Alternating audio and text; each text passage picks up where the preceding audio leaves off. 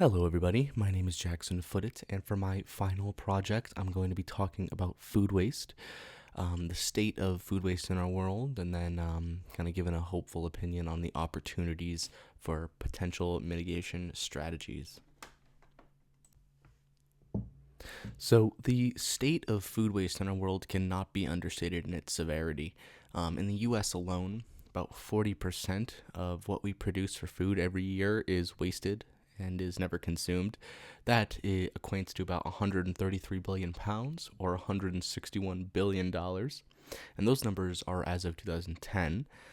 This number is a lot closer to $220 billion as of today. So, across the world, annually, we waste about 1.05 billion metric tons of food. And if you convert that to pounds, it's about 2 trillion pounds of food. And that's every year. So, in a world that is expecting close to 10 billion people by the mid 2080s, we are not able to feed everybody. And it's interesting because we produce more than enough food to feed the world, but in spite of this, there are close to a billion people that are chronically undernourished and close to a billion people that suffer from obesity, with about 400 million people that are underweight. So we cannot blame this food waste on any one sector or people or person or anything. We need to take a holistic approach when we're talking about waste in the food supply chain. So consumers do play a significant part of this waste, but it's important to know that we have to take more of a holistic approach. Now, it's interesting that households actually do feel some concern or guilt in this review, but overall, there's a need for behavioral change through social constructs, changes in our storage infrastructure, and shopping centers. We need to reform policies and educate, as well as have some consideration.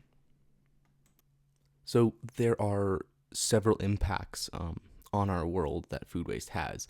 So on the environment specifically, food waste produces about 4.4 gigatons of carbon dioxide annually that is emitted into our atmosphere. This accounts for about 8% of human-caused greenhouse gas emissions.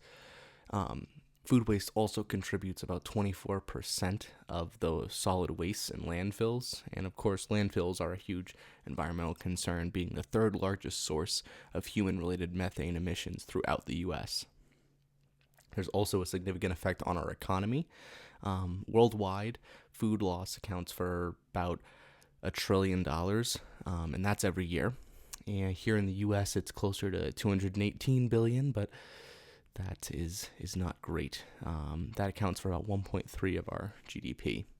And finally, socially, food waste has an impact on us. I mean, poor perceptions, as we we're talking about with the household guilt towards food waste, are very common. And I think there's a lot documented that says not only that we don't have a good attitude towards it, but we judge others on how much food is wasted. And we try to compare ourselves and say, oh no, I contribute less to food waste than this person, but it's just a different approach that we should be taking.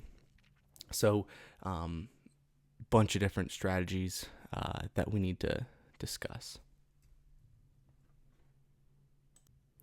We could sit here all day and talk about the adverse impacts that food waste has, and rightfully so. They're very important to mention, but we need to kind of change the narrative and talk about how we can turn these into opportunities in food waste. So as far as this presentation, I'm going to talk about food waste at 3 different levels and 2 different ways to handle it.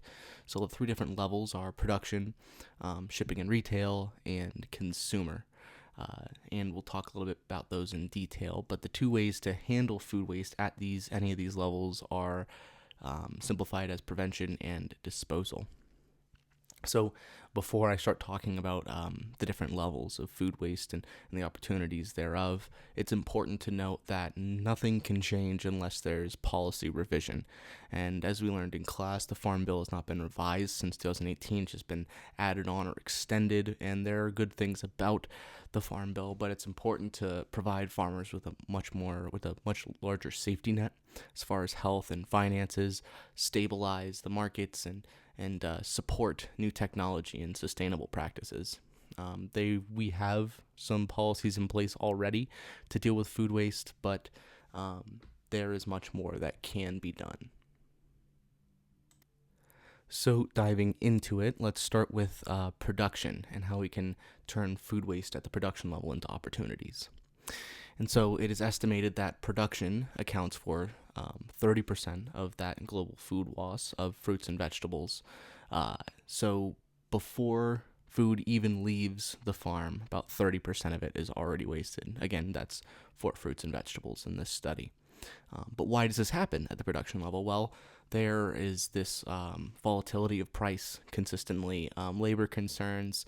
We may not have the correct post-harvest infrastructure in all the places that need it. Consumer preferences and standards has a huge effect on waste and, of course, the policies, as we mentioned. So there are many opportunities for disposal and prevention in the production level. So gleaning is a very promising action that has been around for quite a while. But say there is a crop of something that cannot be sold for one reason or another by the farmer, but still perfectly edible. There are organizations, gleaning organizations, that can go in and gather up whatever produce is left and donate it, sell it, eat it themselves, however, to not have it wasted.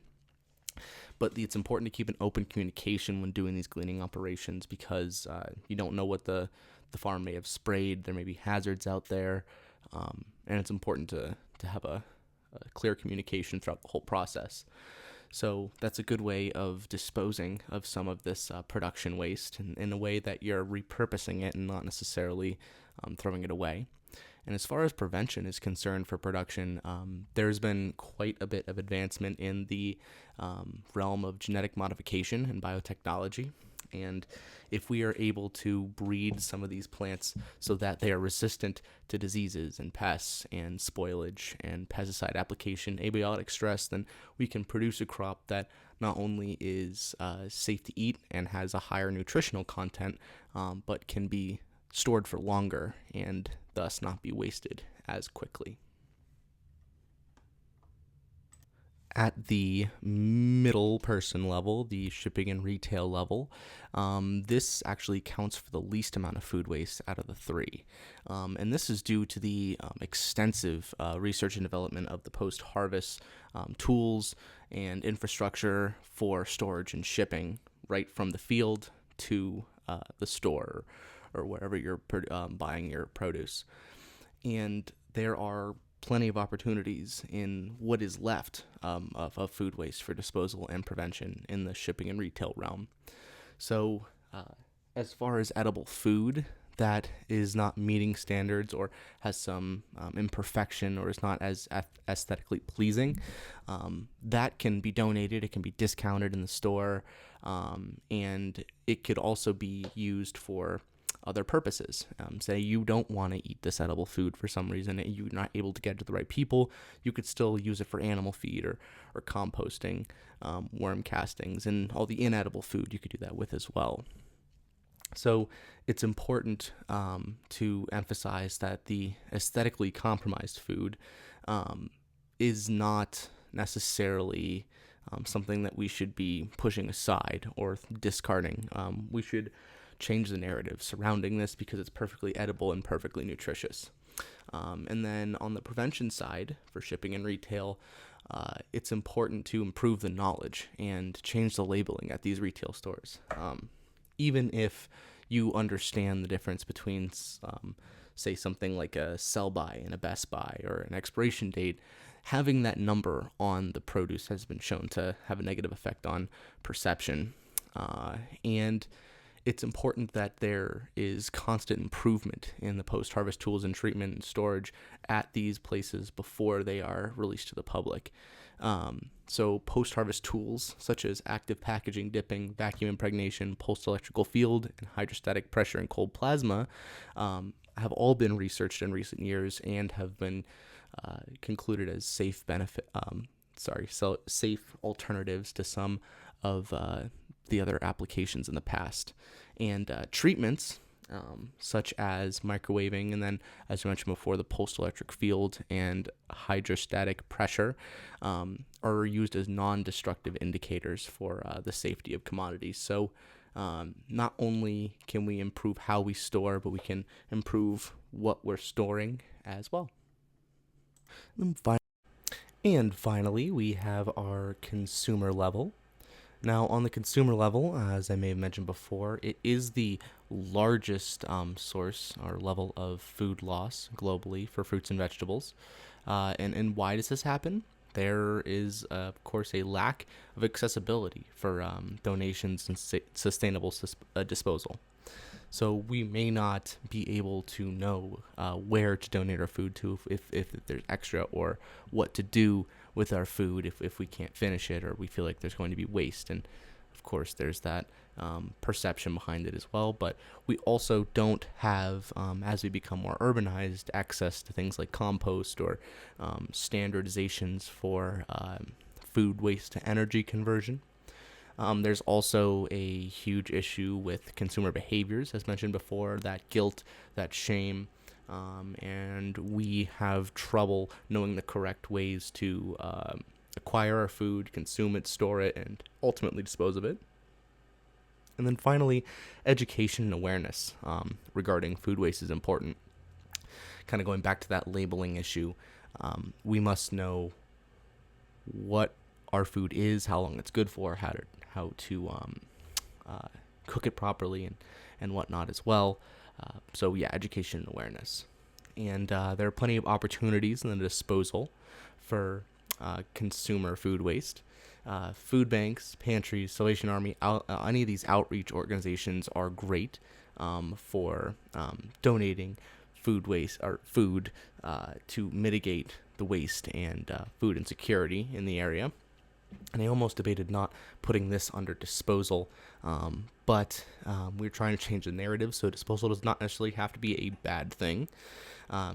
Studies show that some of these outreach organizations can be beneficial in reducing food waste and food insecurity, as long as they're culturally appropriate, and the foods that people are being given are useful to them and are given to them in a dignified and very human manner. No judgment, no shame, no guilt. If we are not using our food to feed others, or for composting, or to benefit the environment and recycle, there have been a lot of promising strides made in the area of anaerobic digestion, microbial fuel cells, biomass gasification, and other methods to turn food waste into biogas to use for electricity, heat, or fuel. There will be quite a bit of that in the future, I bet. Next, we have the prevention side for the consumer food waste opportunities. The EPA has some great literature regarding this. As far as prevention, planning and shopping is the first place we can look to. Many of us may not plan the trips to the grocery store. We may buy things in bulk that we don't need. We get duplicates. We may be picky about our produce and be concerned about imperfect food or upcycled commodities. Then on the storage side of this, many of us may not utilize the refrigerator how it should be, with humidity drawers and all. We may not use the freezer as much as we should to store food for longer. And it's important to know what your food is and how to store it. So there are things that people may put in the refrigerator that belong at room temperature, or vice versa. And it's also important to know if the commodity you're storing is a climacteric, something like an apple that can be ripened off the plant, is sensitive to ethylene, or something non-climacteric like a strawberry, which has to be ripe when it's picked, is not very sensitive to ethylene, and cannot be stored as long. And then finally, we can look at cooking and preparing our food more effectively, repurposing our ingredients for later meals, and as I mentioned before, really digging in and understanding the sell-by date versus the best-by date versus expiration dates is very important, as well as portioning our food correctly. And then to finish it off, just overall education on labels, on food, on storage, on cleaning our food, cooking our food, cleaning our hands properly. It all factors in to consumer food waste prevention.